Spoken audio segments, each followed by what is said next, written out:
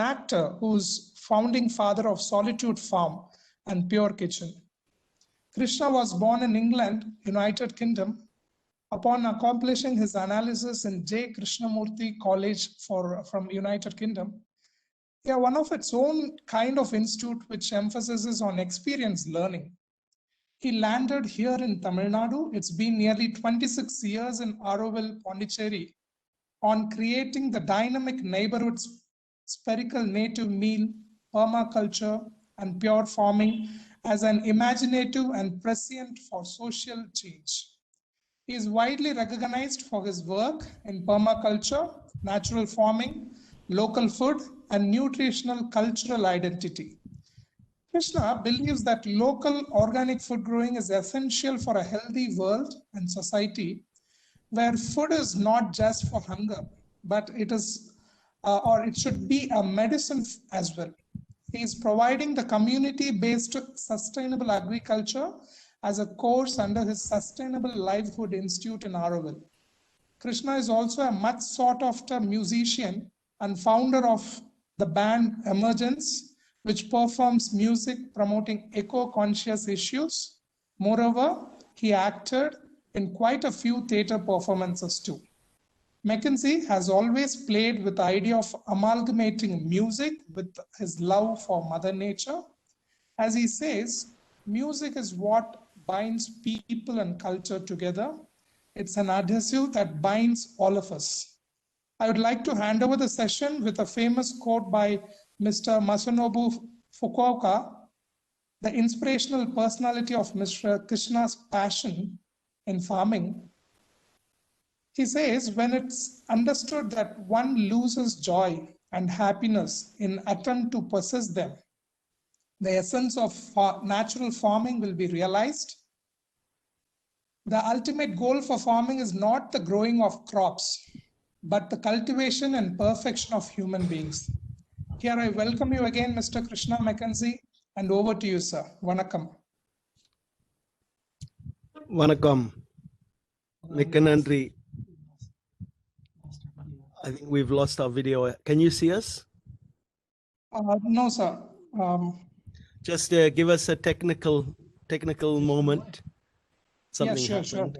Sure. But thank you, Mr. Raj Bharat, for such a kind and generous introduction. Very sweet. My pleasure, sir. Yeah, I think we are back. There we go. So, yes, Vanakkam. Vanakkam, sir.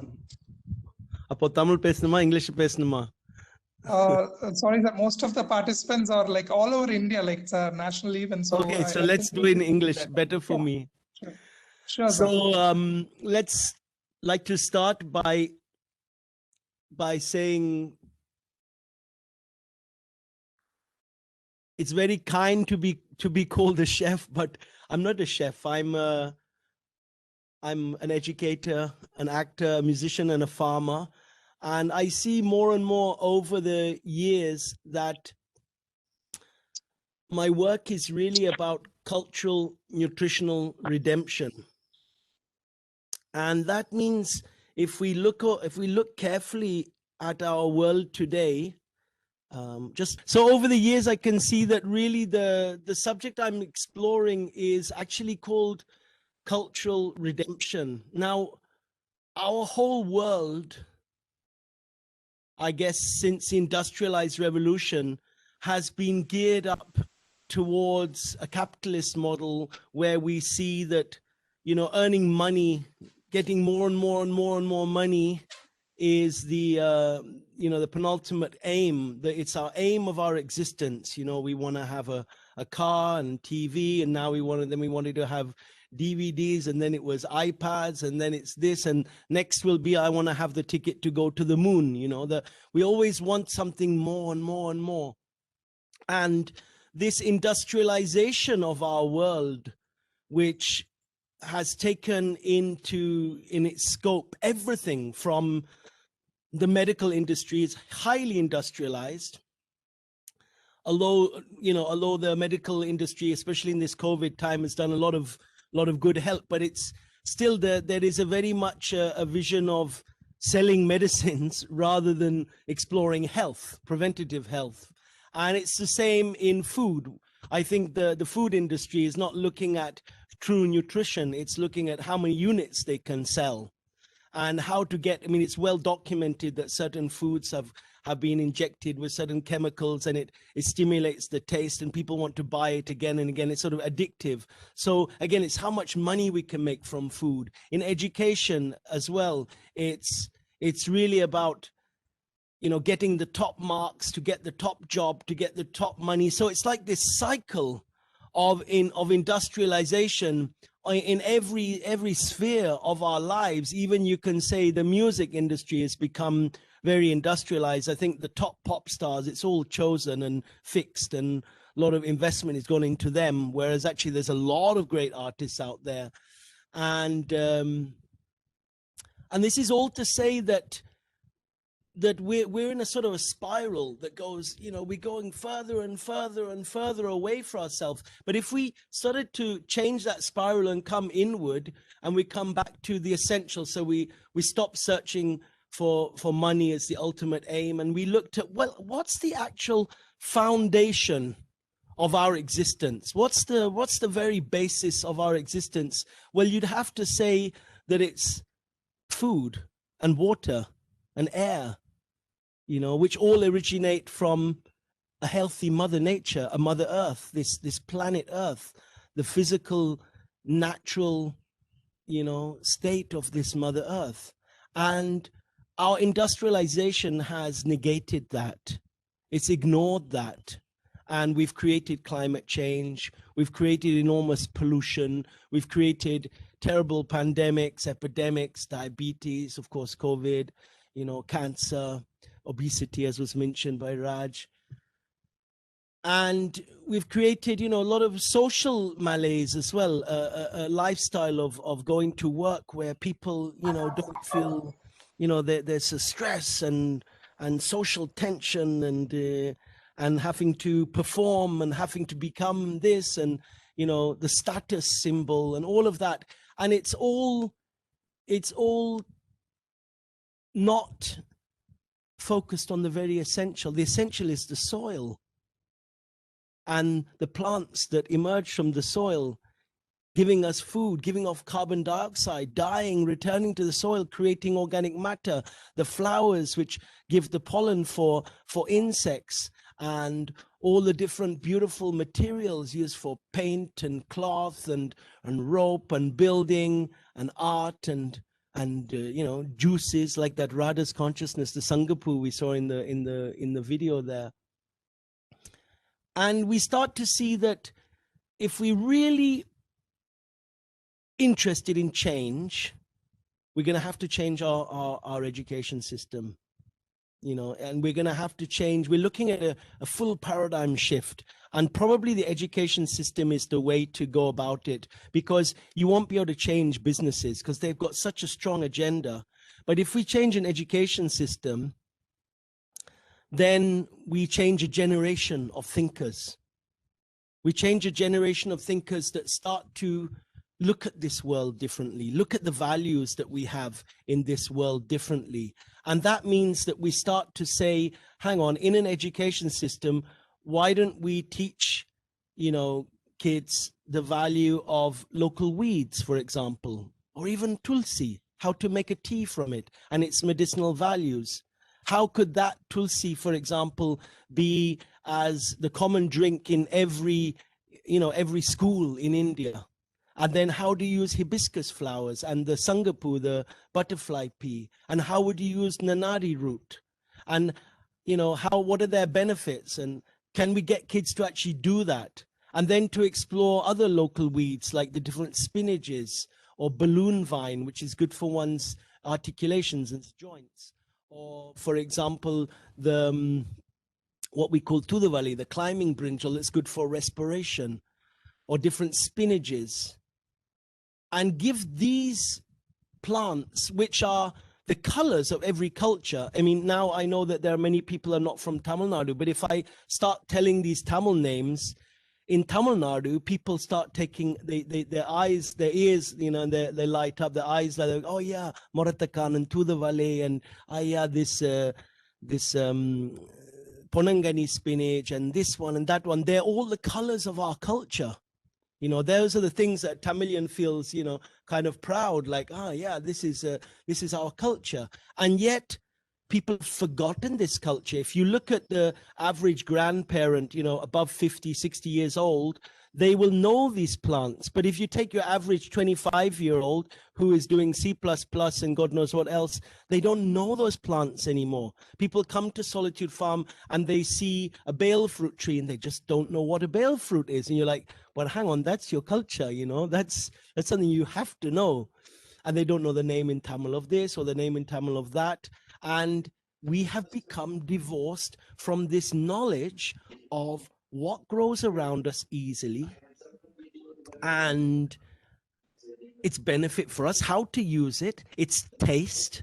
Like, for example, there was a brief vision of a clip of a papaya. Many people come to the farm and they say, I don't like papaya. Then we give them papaya, say, you have to try it. And they try it and they go, oh, okay, now I like papaya. Because they don't know what a natural papaya is anymore. You know, we're so separated from what real nature is all about.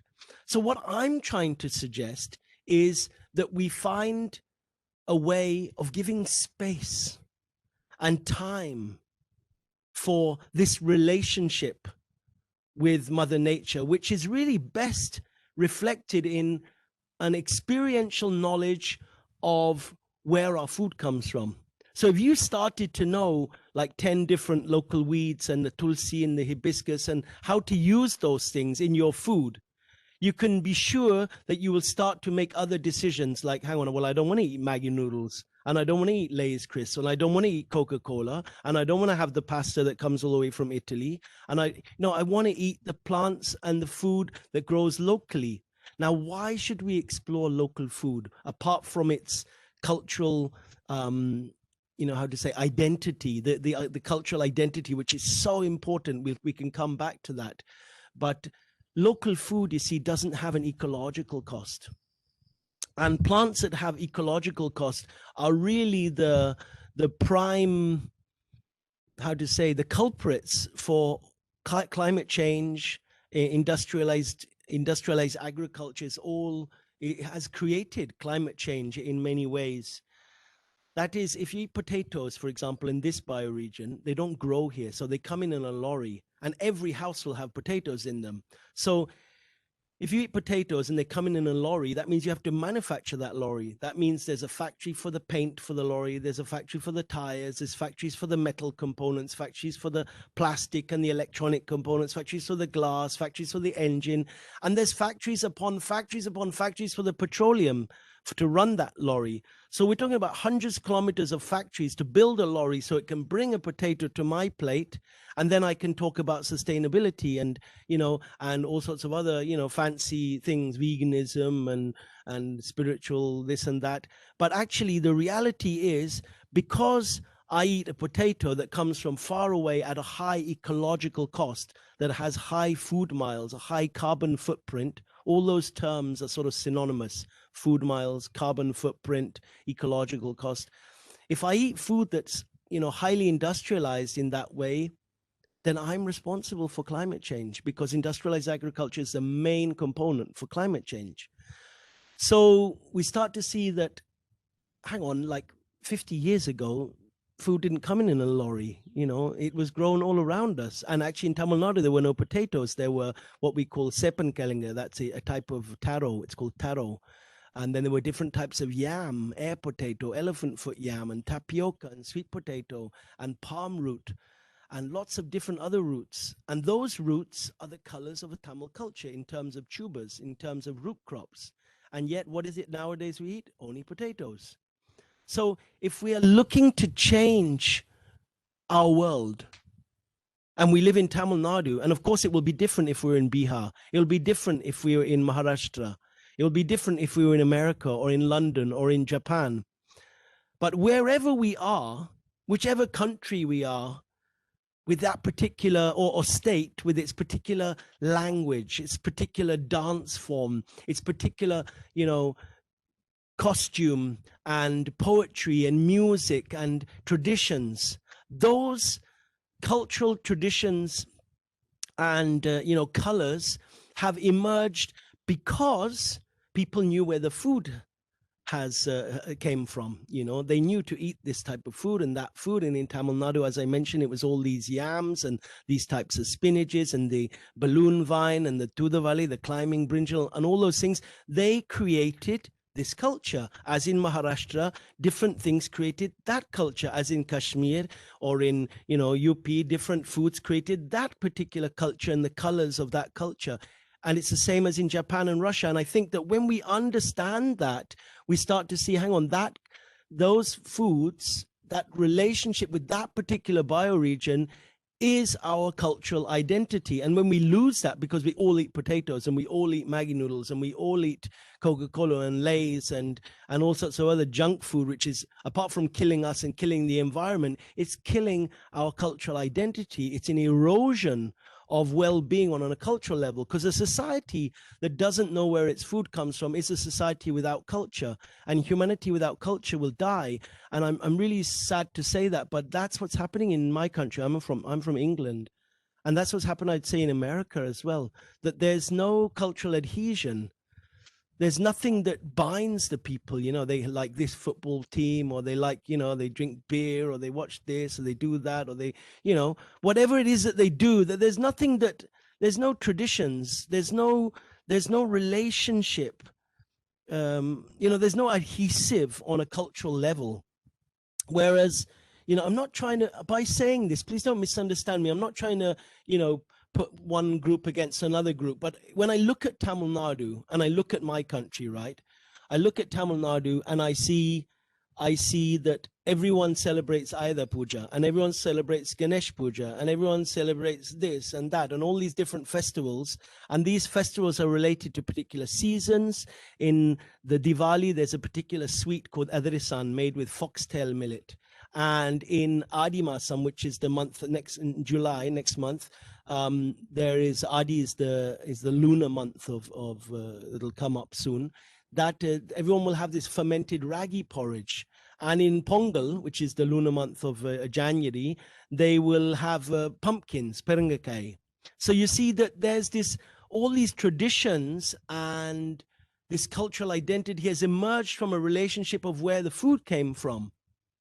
And I think it probably goes back to a more animistic sort of spirituality, where thanks was given to Mother Earth, you know, Bhumidev, and you know, and nature as the main provider, Prakriti, you know, nature, Mother Nature.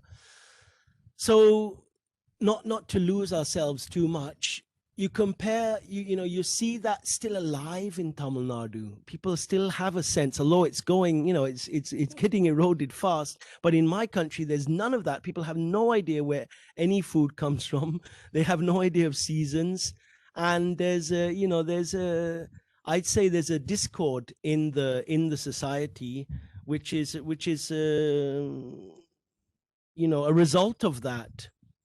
Even on a political level, I would say that craziness, the circus that's going on in England and America, is definitely a result that there is nothing concrete in the society. That's, you know, there's no foundation to say, yes, we're British. You know, what is there? There's nothing. So if we're looking at a shift in this world, an education system has to teach children how to relate back to nature as their primary foundation of well-being. And then it has to, within that exploration, has to explore local foods that are not going to destroy this planet. You know, maybe there's a shift from getting more and more money to looking at more and more nutrition. You know, look at the nutritional value of plants and thus their medicinal value, rather than looking at monetary gain. And I think that includes growing food. I think kids have to be harvesting food. Kids have to be exposed to cooking food. And those simple actions have to be the core of a syllabus. because it's only when we bring that core, which is a devotion, a thanks to Mother Nature, to the center of our lives again, that we can change this world. Otherwise, it's a bit like, the people who are saying, that COVID has really been a slap in the face and been a big game changer for us. But many people just want to, have an injection, a vaccine, and get back to normal. But maybe this slap in our face is that we shouldn't go back to normal. We should actually be really considering, okay, how do we go on now? What is it? Because a lot of scientists are saying that it's the lack of understanding of destroying Mother Nature has created these pandemics, and that this is maybe not the last, COVID. So I really feel strongly that exploring local foods is exploring our cultural identity, and cultural identity is exploring the bonds between us to have a harmonious and strong and caring, empathetic society. Exploring local foods means health for us. Health for us means health for Mother Nature, because no carbon footprint. And, using less water, of course. Exploring local foods means also looking at the medicinal values, understanding Ayurveda and the beautiful cultural, aspects of our cultural heritage. And all in all, you can say that exploring local foods is, on a nutritional level, is the very basis from which every civilization on this planet has emerged. And we need to come back to that, I think, on a very, very simple level. So, yeah, I don't have too much to add to that. If you like, we could have some. Maybe we could open this out now and have some questions and have a sharing. Let's, if you'd like to do that. Definitely, Mr. Krishna. And I really like to have enlightened all of us about back to normal is not like what we mean is like back to Mother Nature is what the importance is. And as you said rightly, I think all other professors will be thinking about starting up a course of or a model in their BHM syllabus or hotel management syllabus about how the agricultural works and how to grow sustainable food. So that's a very good idea. So I think there are questions coming up. So I'll start from the first question from Professor Swishil Darugnath. So he asks, give an idea of eating seasonal and why. Give us an idea of eating seasonal and why. So for example, let's see, just now, from I think November till about last month, we had a Ramphal season. Okay, now Ramphal is, as you know, Ramphal in Tamil we call it Attaparam, not Attiparam, but Attaparam. Ramphal, bullock heart. It's from the Annona family. It's the brother fruit of the custard apple. And it's a tree that grows like a weed in our bioregion. So what grows here is in this bioregion doesn't necessarily grow in everyone else's bioregion, but there will be similar things that grow in such ways, So this grows very easily. Something that grows easily uses less water. There's no expertise needed to grow it. It doesn't need machinery or chemicals or anything like that. It has there's no carbon footprint to it. It just grows very easy. You don't have to bring it from anywhere to grow it. So all in all, growing it is so simple, and it gives a huge amount of food. It was given for months, and they're so sweet and tasty, these Ramphal. People came from all over to buy them. We made a lot of money from them, actually. And when we couldn't use them all, we squashed them in a little bit of water and filtered it and kept it in the freezer. And it's like a cream, like a custard. And we would make a green smoothie with that and a papaya smoothie. Green smoothie means banana, papaya and certain spinaches, this purslane. And then we make a papaya smoothie with lemon. And then on top of that, we'd put this white cream. So we'd have a green, orange, and white. Have I got the colors right? Green, orange, and it was called the Vande Mataram smoothie. You know, and it was so fun and beautiful. Real work of art.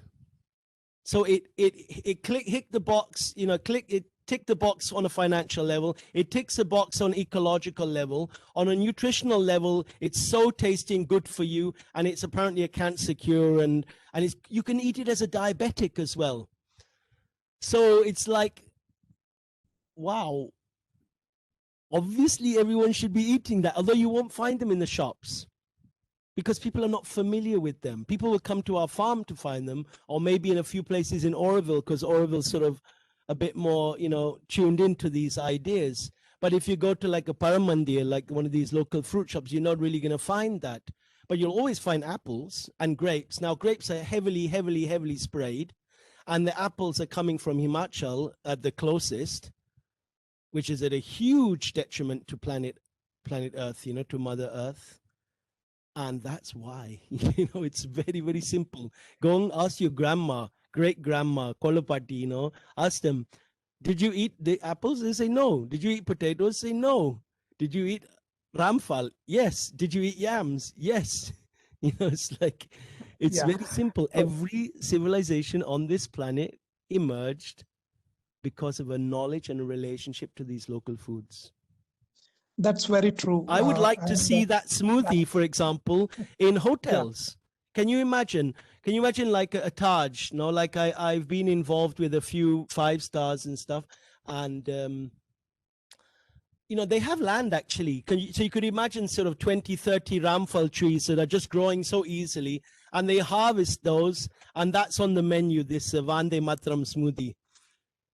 Man, what are your customers? They're going to go crazy. They're going to love it. And they're like, wow, that taste is, I've never had it before. So I'm getting a taste that is not only, you know, it's not only a superior taste, but the customer knows that he's eating it is actually an act of love to Mother Nature. So the hotel also represents that as well.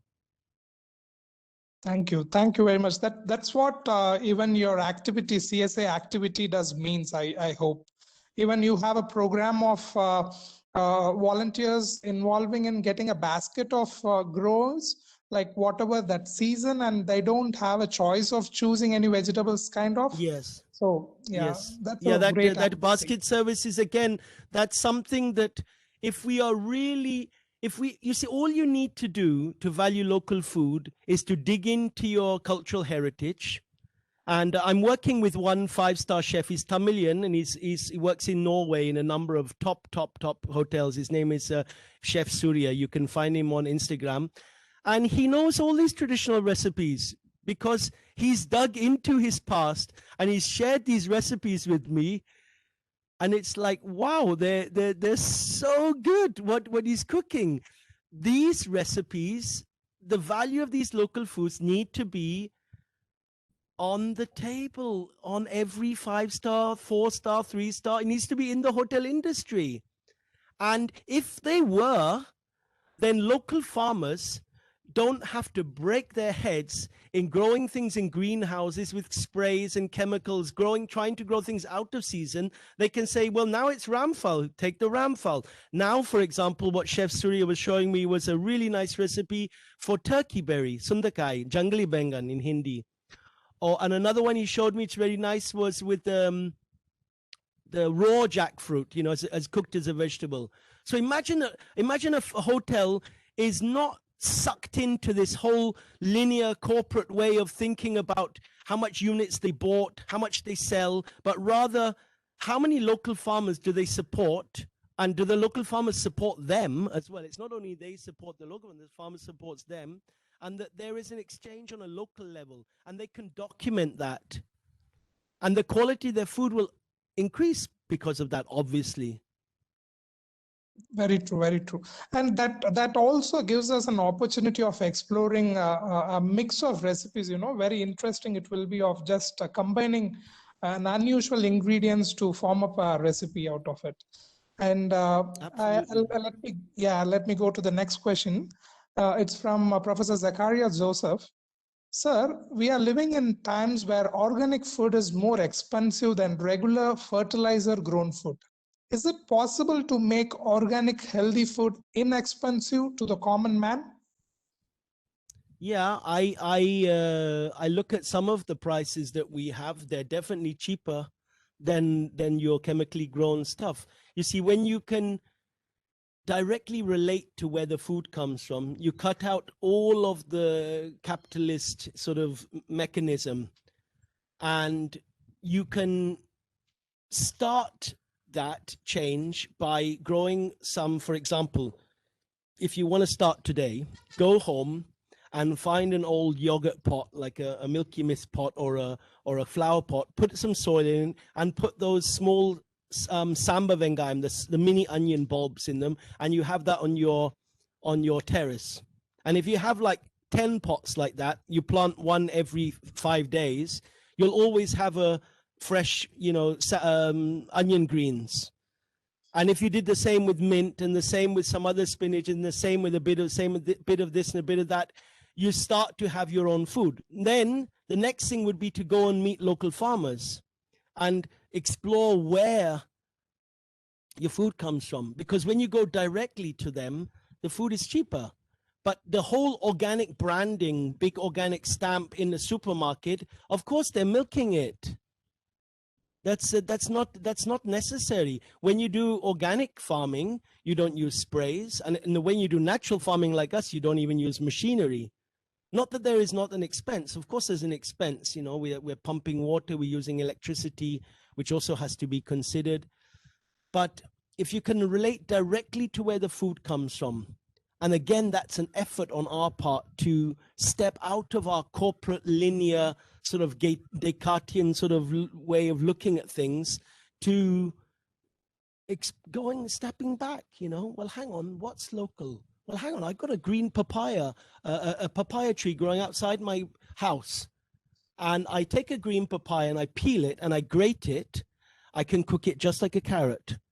If I put a bit of lemon, maybe a bit of peanut powder and this and that, it becomes like a green papaya salad. I can make a green papaya coconut milk lemongrass soup. I can make a chutney from it. I can make cubes of it and cook it in like a curry. So when we start to explore those things, and the jackfruit is there in abundance, and the green mangoes are falling to the ground everywhere, there is where we sidestep all this, incredible money making on on organic farming. But you can't have your cake and eat it. You can't then sit in your fancy apartment in London or in Bombay or in Bangalore, whatever, jump in your big car and have everyone running around for you. You have to start thinking, what's important for me? Well, actually, this is important for me. So then you go out and explore. Who else is doing this? Oh, well, actually, I do live in a city and I can't get out of the city yet. But there's this group of urban gardeners with terrace gardening. I'm going to relate to them. I'm going to explore that with them. And you start digging into the subject. Within the paradigm we're in, where everything is defined by the credit card, money, the computer, Facebook, Instagram, etc., yes, it's going to be expensive. Now, if you start walking away from that direction and explore your own authentic relationship with Mother Nature, guarantee you'll find the answers.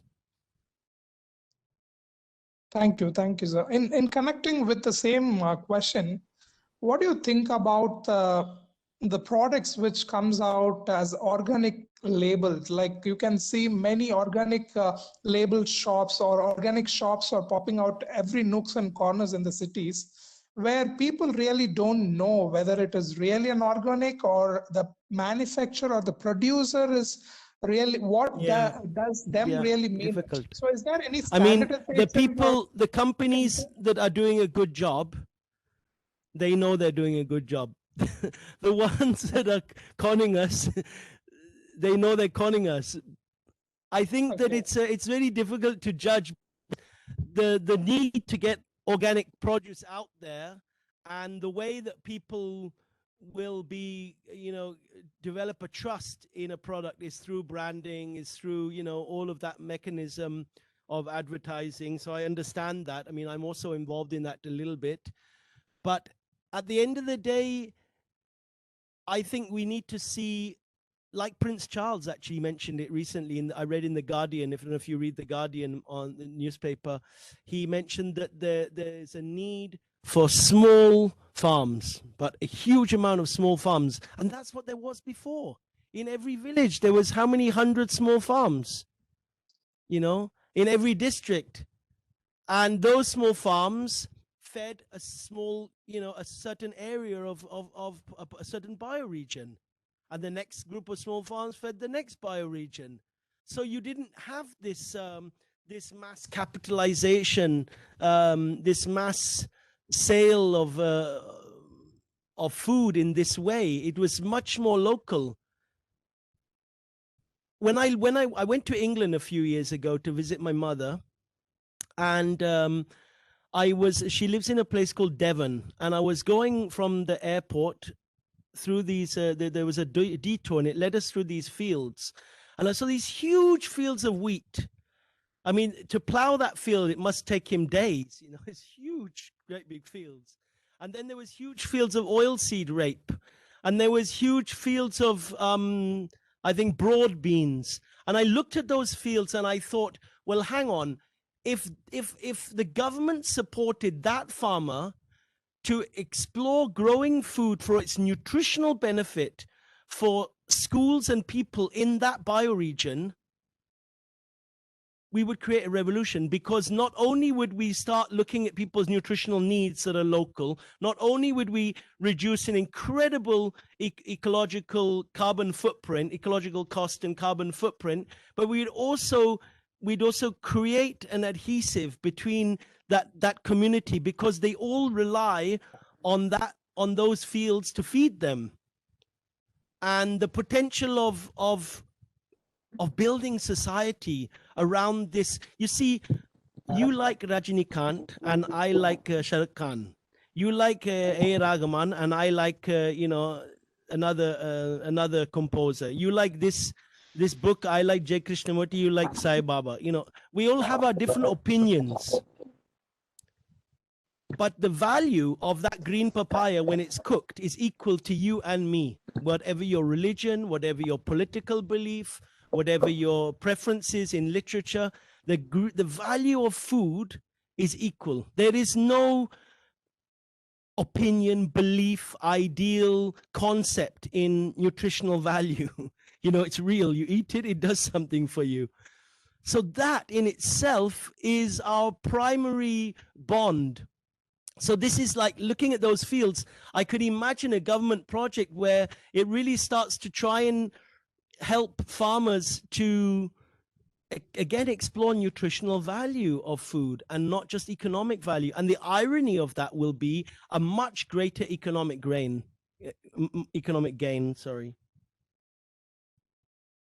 Thank you, sir. So I really wonder, like I can see from the clippings that your meal is having a colorful of all, organic producers. But what's your take on meat? Like, what do you feel? Whether is it the importance of it in a daily diet? So I used to eat all meat, pork and beef and chicken and everything I used to eat. As a kid growing up in England, it was normal. No, my mom would go to supermarket and buy burgers. On a Friday, we'd have fish, and we'd have chicken this and beef that. We'd eat meat all the time.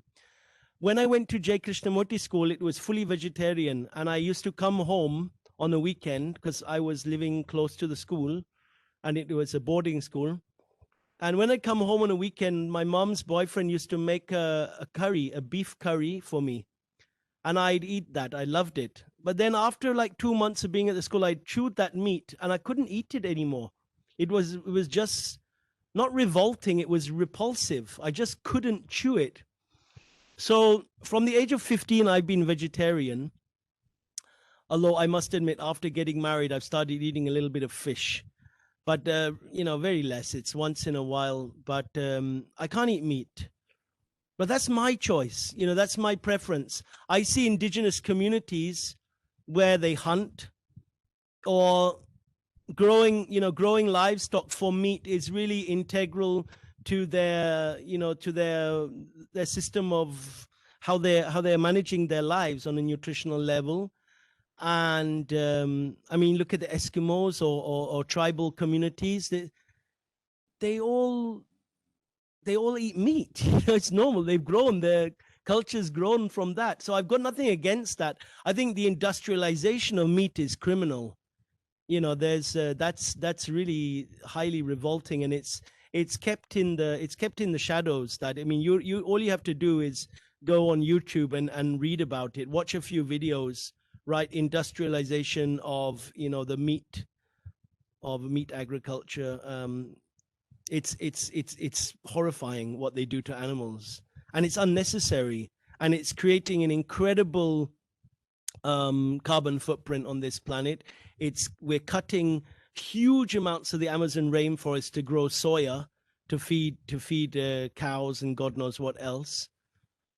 So there is no sense to it, Although I'm not advocating don't eat meat fully. I prefer to be vegan myself.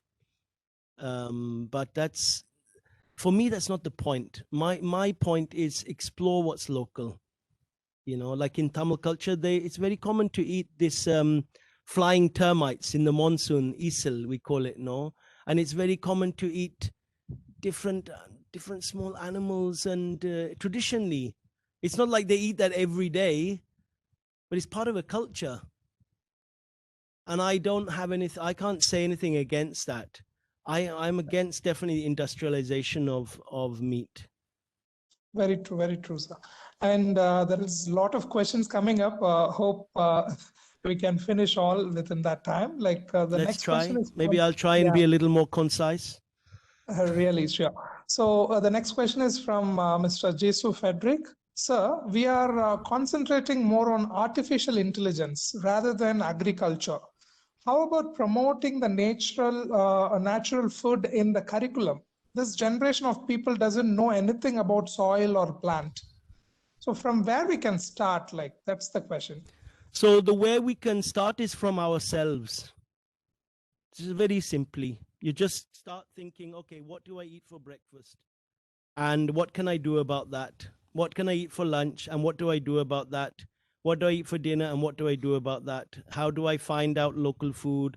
Let me talk to my grandma. Let me go let me go to a local village with a packet of biscuits and a flask of tea and get the old people to sit down, give them tea and biscuits and ask them to tell, what did you eat when there was a drought? What did you eat in the heavy rainy season? What did you eat traditionally? What did you eat when there was no rice? What did you eat? What was the story, the nutritional history, the anthropological history, of your nutritional anthropology, of this area? Tell us and find out, record it, and come back to your school, to your college, and share that with people, share that with your family, share it with your friends, and start trying to implement that again. If you take ragi, for example, ragi is probably the foundation of Indian agriculture. Now, when you eat ragi in a traditional way, let's grow ragi in a traditional way, like we do at Solitude. We've grown it by hand, then we've harvested it, we've threshed it with sticks, with these palm matte, what we call the panamatte, and then we've winnowed it with the bamboo winnowing trays. And then we've pounded it with the walaka, with this big pestle and mortar. And then we've ground it on a granite stone.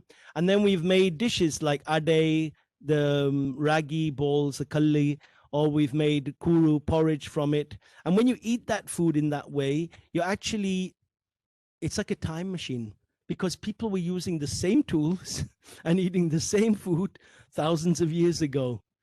So just simply by having ragi is already a major shift in towards what we aspire to, what we're talking about.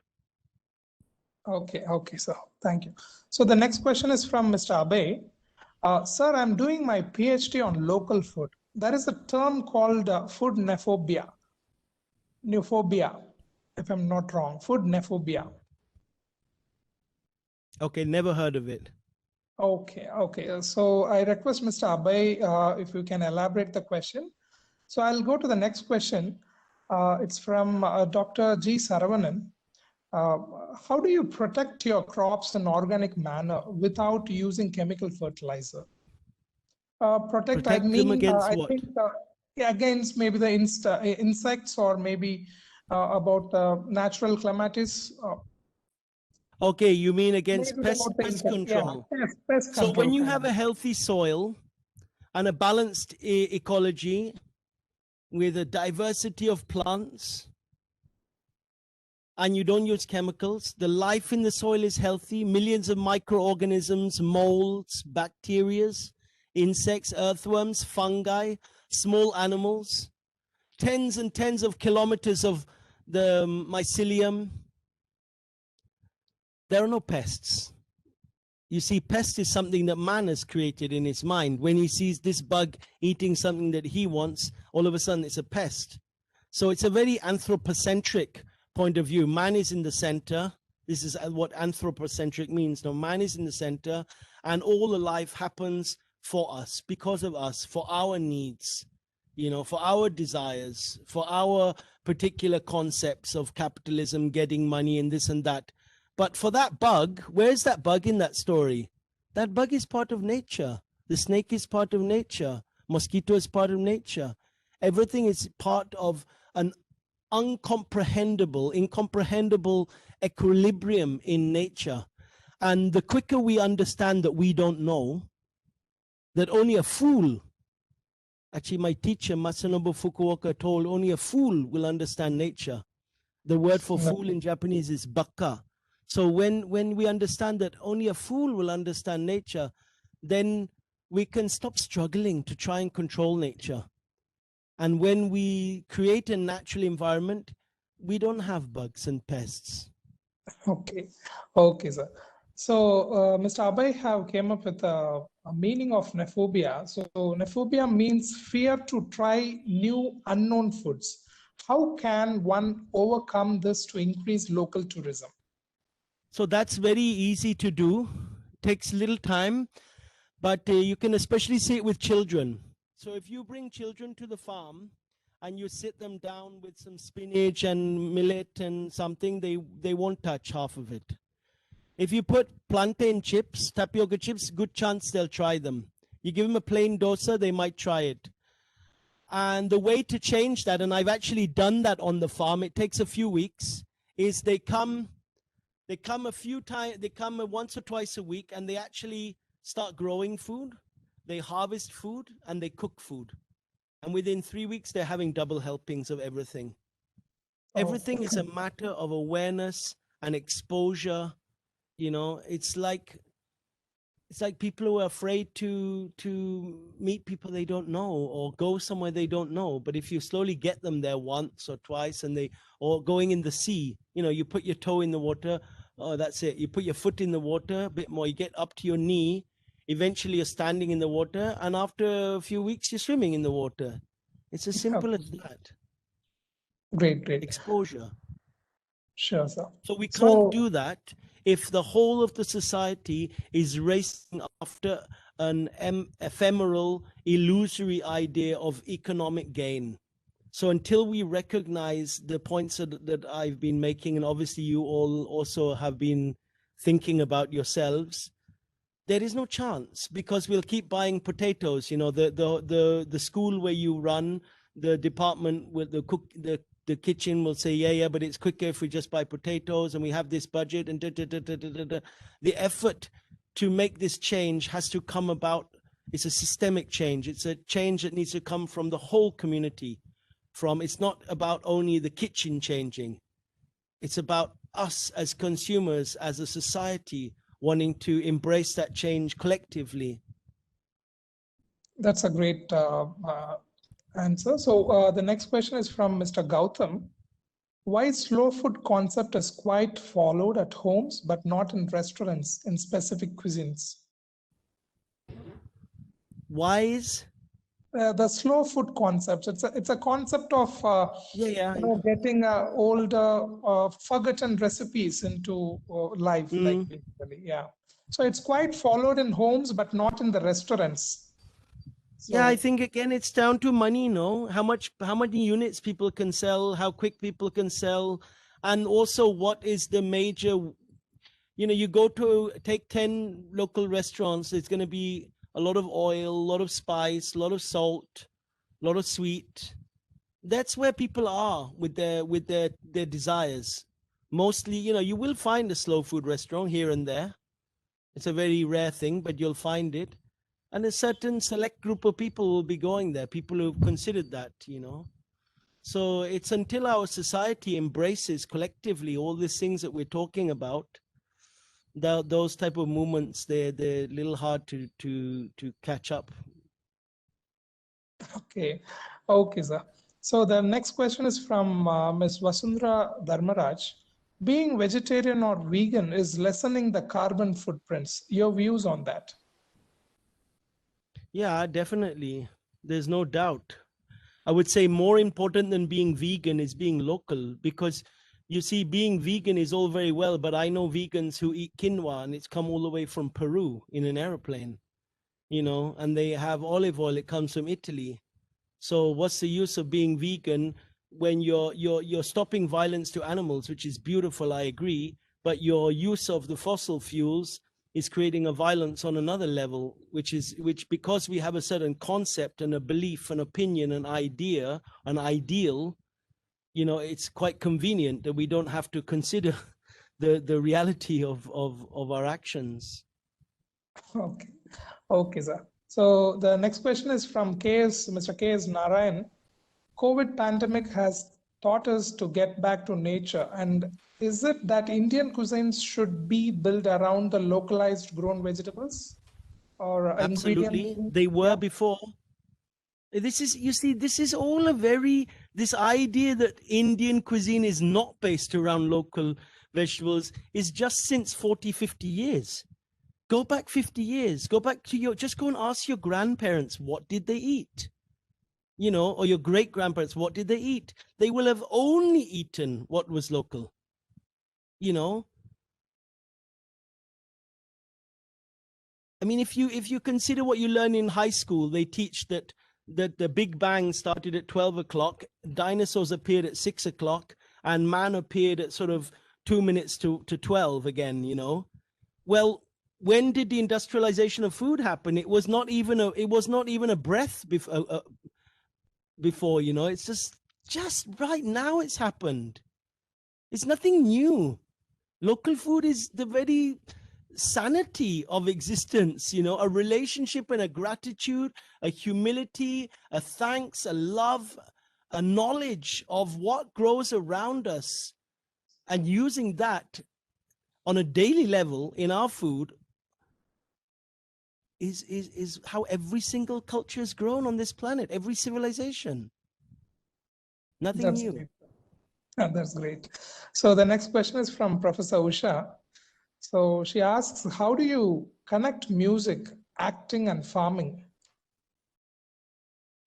Oh, music, right? Is really easy, because if as being a musician, I've been with Blue Frog in Mumbai for about 10 years, and they've closed down in the last few years, but I've done a lot of music all over India and some in America and England and as well in other places.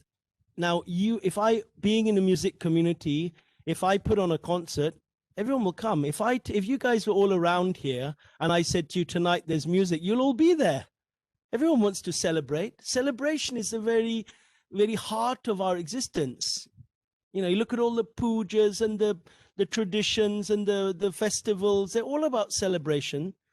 Celebration is about the celebration of our identity, of each other, reflected in each other, in joy. So I've had numerous concerts and music festivals in Solitude Farm. And I think it's really the best way to create community. And without community, you can't value this subject. Acting is a little bit more tricky because you know, it needs more investment of time and people. But I'm also in the theater world, and when it comes together that we have a good director and that we have a good piece and everyone's aligned to do a play, then also again you let people know that this play is happening at the farm, and people will come. You have a dance performance, people will come. You have a magic show, people will come. You screen a video, people will come. Any cultural activity, people will come. And when people are there, you can feed them local food. You know, and when people are there, they'll buy local food. And when people are there, you can educate them. And when people are there, they'll share things together. So the cultural activities are really the very adhesive of any society. Definitely. So, yeah, I can see the clippings of you singing there. Yeah. So, and also I can see there is clippings about many insects, and I know and I have seen in some of your videos that you have not less than 150 varieties of you know, plants, herbs. Edible. Yeah, I'd say it's more like 200 actually, Raj. Okay. So the next question is from Professor Zakaria. Is hydro farming and aquaponics in line with sustainable farming, or is it just a marketing gimmicks? So aquaponics can be quite interesting. I would say that firstly, you have to understand local foods, because otherwise people go into a concept, and they're going into that concept because they're still thinking about money. They're still thinking, oh, I can do this. So they might be doing a nice aquaponic farm, but actually, and they're not valuing all these local weeds that are growing around them. So if aquaponics is part of a rich, you know, ecology, a permaculture food forest that's valuing so much diversity, then yes, I think it's great. I think it's wonderful. It's adding one more cycle into a very intricate system. However, hydroponics, I'm completely against it personally, except I guess if you're in a city and you don't have any other choice. But I know people starting hydroponics, but they have land, and they're quicker to go to a concept in their mind that's going to bring them in money than they will be to actually grow something on the land. And this I find is perverse. You know, I say it's profoundly perverse and wrong. And if we can't see that that's wrong, then that's even more perverse that we can't see that. That's true. So yeah, my next question is, before that question, if you want to play a video, like I think your IT team had a video with some audios to be played. I think we've done on that actually. Okay. Are you done on the questions? No, but there are lots of questions coming up, but still. How many more questions are there? There are maybe another 5-6 questions. We have Let's do the questions. 1:30. Yeah, sure. So, Chef, 1 minute. Can I interfere? Yes, ma'am. Chef Raj.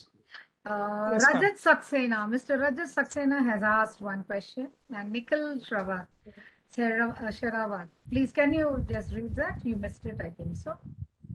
Sure, ma'am. Thank you. Yeah, I'll go back to the question. So, Mr. Nikhil have asked, how benefits and values food served in natural source? Sorry, can you say that again? How it benefits and values food served in natural sources, from Mr. Nikhil. I don't understand the question. Very sorry. Sure. I request Mr. Nikhil to just paraphrase the question. Yeah, sure, definitely, sir. So the next question is from Mr. Rajat. Can we grow Mexican avocado in India? I think so. Yeah. Okay. But I would I think it's great growing Mexican avocado. Wonderful. Do it. But Definitely. first value all the other things that are Indian. Do you eat custard apple? Do you eat ramphal? Do you eat amla? Do you eat chiku? Do you eat green mango? And do you eat, all the colors of our culture? First value that. I see a lot of people going off to things like that, which I don't disagree with. But before you go off to something new, value what's already in our culture. That's great, sir. So the next question is like it's my question. Like whenever I see someone or something in news saying that a single person or a group of persons were involved in cultivating of acres of trees and plants from a barrel land, and it's a concept of reforestation. How is that possible? Does it happens in a span of 5-6 years, or does it definitely take Yeah, a lot of absolutely. time? It can happen. I've been involved in such projects to certain extents. It's never one person. I mean, or if it is, it's something very rare, sort of better India story. But normally it's, you'd basically create a nursery and you'd create thousands and thousands of trees in a nursery. Prior to that, you'd have to be collecting seeds. So to get all of that, you're probably involved with organizations like Auroville or different organizations, reforestation projects like Palani Hills or Tiruvannamalai reforestation, things like that. I mean, there are many. I don't know them all. And Okay. then in monsoon, you probably get funds together and dig holes and plant the trees. Or if you were looking at a larger area, Masanobu Fukuoka made seed bowls. So he'd collect seeds and then he'd coat them in mud pellets, which is another discussion how to do that. But he'd coat them in mud pellets and then disperse them from an aeroplane or a helicopter. And he helped to reforest areas of Sahara like that. And it is quite interesting because when I met him, he told us how he did that. And he took tens of thousands of seeds, different seeds, and he coated them in pellets with lots and lots of volunteers, and then they dispersed them from a helicopter over a large area, and only I think 0.51% or 0.5% of them germinated or succeeded. But it was the genus, the family of that 0.5% that succeeded. He explored other plants from that family, and then the next batch he did, he really focused on that particular family and then the reforestation was a success because of that, because the indication of what type of genus he should be exploring. But yes, those projects are possible. And again, I think it just starts with us. You look at your campus and then you think, hang on, this area is not used. This area is barren. Let's plant some trees. Where do I get trees? Well, hang on. How is it that I don't know where to get a tree? How is it that I don't know how to do a tree? You start looking at a YouTube video. You start talking to someone like me. You start finding seeds. You start making a nursery. You call a bunch of students together. You put a nursery with 100 plants. And you find a land and you start reforesting. And the next year you might do another area. It just starts with us. That's all. That's very true, and it's all about teamwork, patience, and dedication. Yeah. Absolutely. So the next question is from Mr. Nikhil. Food served on leaves and bamboos. Many more resources do we use in serving food. What's the benefits on serving in those natural resources? So firstly, you have something that's decomposable, very easy, and doesn't need washing up, so you save water. Also, cows can eat them if you're talking about banana leaves. I mean, that's just there. It's growing around us, so it's pretty obvious. It's like you sidestep the industrialization of making plates. What I've recently started to do is, during the lockdown, we were forced into doing a tiffin service. So we started to do a tiffin service. It's been quite successful, and not everyone has a tiffin. So we started to pack in banana leaves. So some of the people at the farm actually showed us, actually what we have to do is cut the banana leaf, and then we cut the spine off it, this sort of tanda, this stem bit, and then we heat the leaf on a gas, on a fire, and the leaf goes from being sort of brittle to something like just folds like a plastic or paper, very easy to use. So we started to pack in that, and there was such an elegance in it, and you started to realize, wow, we don't need to use plastic. Why is it that people, like you go into a restaurant in Pondi and they serve idlis on a plastic? That just shows how, you know, how far we've come away from Mother Nature. Because I remember 26 years ago, to, you know, even 15 years ago, 10 years ago, every restaurant you'd still eat on a banana leaf. So it's just now this happened. And that means we can turn it around again. But then we have to give value to farmers. We have to give value to the leaves. We have to make all those things local. When everything is centralized and everything becomes very streamlined, then of course it's going to be easier just to buy 10,000 units of plastic and you keep it for 6 months, and then you have all your breakfast serving stuff. But the leaves is so beautiful, and there is also a medicinal, nutritional value from eating from the leaves. That's correct, sir. So sorry, sir, you're there? You're online? I'm here. Yeah, fine, sure. So the next question is a very interesting one. Like, I think even this is more into your concept of do nothing farming, where Mr. Nitesh have asked, like, good afternoon, with our soil quality deteriorating over the years due to pesticides, insecticides, how can we expect a sudden change by growing local food? So how can you enhance the soil, like? So I think that it's very true that we have depleted the nutritional value of our soil. The organic matter content has reduced terribly because of industrialization. But what's really interesting is Mother Nature heals very quickly. You know, just look at your own bodies and think when you were sick and then you started to do a bit of yoga and sit quietly, get off the computer, go for a walk, how quickly your body responds with good diet, clean air, good water, stop having too much sugar, too much oil. Body responds very quickly. So does Mother Nature. If you start returning organic matter to a soil, leaves and branches, and explore various techniques where maybe making trenches and bunds and returning organic matter in the trenches, you'll see that the nature responds very quickly.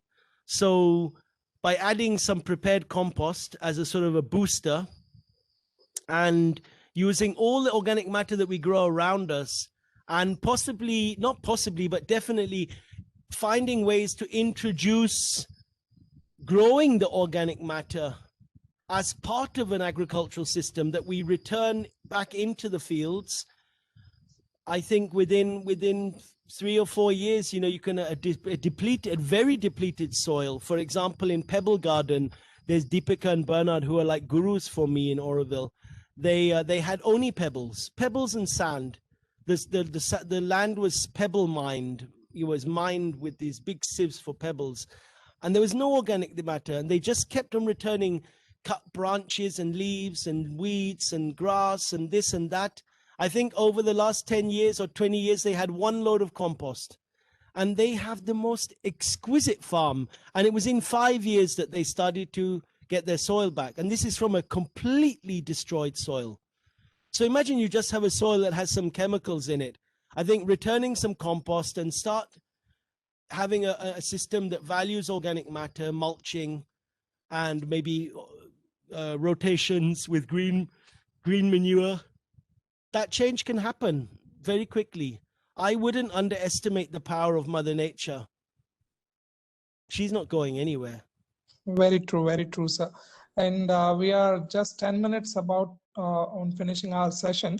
The next question is from Mr. Jitendra. So his question is like, what do you think is more healthy to use for cooking food, ghee or refined oil or mustard oil? Because sometimes we come across the research study which says it is not healthy to use ghee, whereas in some other researchers, they do say to use ghee as a healthier option. So it may But I'm confuse us really as, not an yeah. authority on such things, you know. I mean, I have researched some stuff myself. I know that mostly you can't find good ghee. It's all adulterated. And it's Okay. then they get the guys who are talking about Vedic ghee, and then they're not doing it in the proper way, and the type of cows you should use. And so I really I'm not an authority on such questions. I know that there's a whole movement of not using oil at all by certain doctors like Nandita Shah, who lives in Auroville. She's an expert on nutrition and reverse diabetes, and a very celebrated homeopath. And she advocates no oil. So she'll crush up peanuts and cook with them. The oil content from the peanuts is enough for the food. Or crush up sesame or crush up coconut and use that instead of adding oil. So, I mean, I think those type of things you just explore for yourself and try something completely different, like what I've just mentioned. That's a great idea, actually. Crushing up of peanuts or any seed nuts to get the oil and cook along with that. Yes, That's and a it's great much idea. more healthy apparently. And Yeah. it's for all the reverse diabetes patients. Okay. So, but on actual, what do you use in your Solitude farm or your restaurant? Like, what do you run? Like, At the moment, we're using coconut oil, peanut okay. oil, and sometimes refined oil. Okay, good. So the next question is from Dr. Pankaj. In the present scenario, due to COVID-19 effect, is like which is best, vegetarian or being a non-vegetarian or a mix of both? I mean, for me, I mean, we've had all this talk, no, for last hour. For me, it's not about Yeah. that. It's about eating local. That's what it's Okay. about, you know. Okay. Okay, sir. So the next question is from Mr. Janet Arun Prasad. Sir, can you explain about how to preserve the water? Because we are discussing about the harvesting, do you think the global warming is will affect this? Like the usage of water or resources majorly? Yeah, I mean, if we eat local food, we'll definitely reduce our water, the use of water consumption. And the more you start to explore these subjects, the more you start to have an awareness of the importance of water. And then you might start exploring solutions like at Solitude in our restaurant. And this again could be something that's implemented in all 5-star, 4-star, 3-star hotels, whatever, is that all the plumbing, all the wastewater is fed into an underground tank with filters on it. And that water is then used to water all the plants around in the compound, in the campus. Now, if you want to do that, you go on the next level. So the next level is not only exploring local foods, it's exploring natural cosmetics. So you can't recycle water if you're using, I mean, you can, but it's not going to be very good for the plants if you're using chemical soaps. So imagine once a month, and you say you're running a big hotel or a university or a hospital or whatever, or a household, and that once a month you make your own soap. It's very easy to do. It's another discussion. In fact, you can watch some of my videos on that. But make your own soap, and the whole of that hotel, the whole of that campus, the whole of that hospital, they all use their own soap. Therefore, all the water can all be recycled in the land. How has that happened? It's happened because people becoming aware. How are they becoming aware? Because they're starting to think. And how are they starting to think? Because they stop just running after money because they've woken up. Hang on, we're being fooled here. We're being conned here. You know, it starts Okay. with our awareness, our consciousness, our understanding. And all of these solutions are in our hands now, whether it's planting trees, you know, how much oil we cook with, make our own soap, how we recycle water, if we grow our own food, if we decide to educate our children or educate ourselves about local foods. It's all in our hands right now. Yes, definitely, sir. I think that's the major reason behind this millet culture in recent days, like recent years. People are like from the rice, they are just transferring, they are making their meals from out of millets, which is again grows with a very less amount of water. So let us go for the last two more questions. So Thank you. Doctor, We actually do have one video to share with you at the end of those two questions. Sure, definitely. I'll just go quickly with the two questions. So it's again from Mr. Dr. Sanjeev. In the present scenario, due to COVID, which type of veggies are good for human in the view of immunity boosters? I think you have always in your videos you elaborate about the drumstick leaves, or from the spinach of drumstick, or all the whole some plant is very good for the immune booster. Other than that, what all other things? I was told that turkey berry is very, very good. Okay, Sundakai, jungli bengan. I think that's very, very, very, very, very good for you. Also, plantain is good. It's got a lot of vitamin C and iron. But the more you go into this subject, the more you dig into it, the more it becomes really part of your sort of your DNA, your makeup, your culture, your cultural identity is this. In fact, you start to see all these foods are superfoods. They all have unique qualities, you know.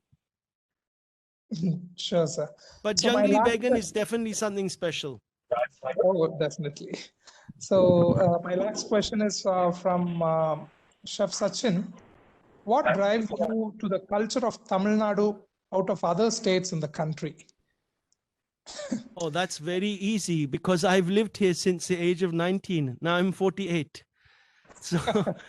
So it's like, how to say, in Tamil, they'll say, this is my destiny is here, no? And my wife is from here. My kids are born here. And some connection, who knows what it was, no? I did one time this thumbprint astrology, and they said I was born in Coimbatore in my last life. So who knows if it's true or not? But I feel a very strong affinity. Okay, we look at a skin color and a language and a passport. At the end of the day, in Tamil, we say, Variya Vanam, Variya Bhumi. There's only one sky, there's only one earth. All blood is red. And there's all one Brahma, no? Everything is one. There's one energy that makes this air, this wind, the sap, the smell from the flowers, the insects, the birds, all this, the vegetables, the fruits, it's all life. And we are that life. And I feel very connected with the Tamil place in that. that definitely connects us to the spirituality and the food. So the final last question before the video, just a quick one. It's nothing like Professor Zakaria was asking. Do you really miss fish and chips? No, not at all. Okay. I don't miss anything from England. I never have. It's very strange. When I went to a Krishnamurti school, it was in England. It was like being on another planet, another world. And then coming to India at 19, it seemed to be something so natural for me. People, of course, they will see it. Oh, this Westerner English guy left his country to come here. Maybe it wasn't like that. Maybe it was I just came back home. I take this opportunity to thank Mr. Krishna Mackenzie and also the IT team to accepting and to give us enlightenment about natural farming. And I definitely assure that all our participants would have got some idea about, yes, how far we have gone beyond our natural mother nature. And definitely it will help all of us to have some idea about what we eat and how to take care of our body and soul. And I thank you again for all the participants and for Mr. Krishna Mackenzie, and it's a nice thank you so much, Raj. And I'd like to thank you also, because I do many talks, and the talks come alive when the audience, the participants are really creating that together. And I really enjoyed sharing with you today. Thank you so much, all of you. Thank you very much, Mr. Krishna. Have a great day. Thank you very much. Thank you, sir. Thank you. Thanks Thank a you, lot. Ma. Thanks a lot. Mikka nandri. Thank you. Mikka nandri. Vanakkam, sir. Nandri, vanakkam. Vanakkam. Om, vanakkam.